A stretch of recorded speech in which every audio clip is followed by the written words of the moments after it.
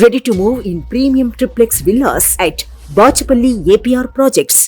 ప్రతి ఏటక్కడ రథాన్ని ఊరేగించడం ఆనవాయితీ. ఎత్తైన రథాలను ఊరేగించడం అక్కడ ఫేమస్. 10 గ్రామాలకు చెందిన వేలాది మంది భక్తులు పాల్గొంటారు. ఎంతో నిష్ఠతో ఆ ఆలయంలో పూజలు చేస్తారు. తాడును తమ భుజాల మీద వేసుకుని రథాన్ని లాగితే ఆ అమ్మవారు తమ కష్టాలను తొలగిస్తారని అక్కడి భక్తుల నమ్మకం. ఏం అపచారం జరిగిందో తెలియదు కానీ 120 అడుగుల రథం ఒక్కసారిగా కుప్పకూలింది. అసలేం జరిగిందో ఇప్పుడు చూద్దాం.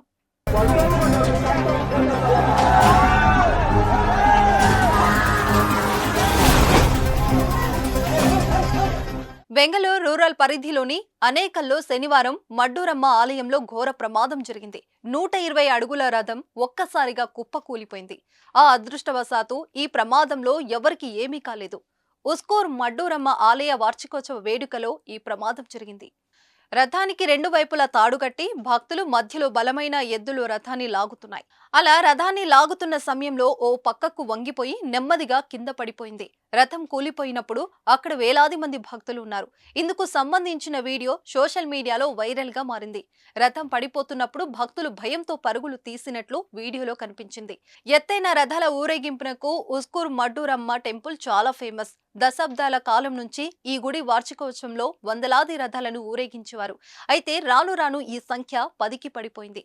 ఆలయ వార్షికోత్సవ సమయంలో ఇలా జరగడంతో భక్తులు నిర్ఘాంతపోయారు.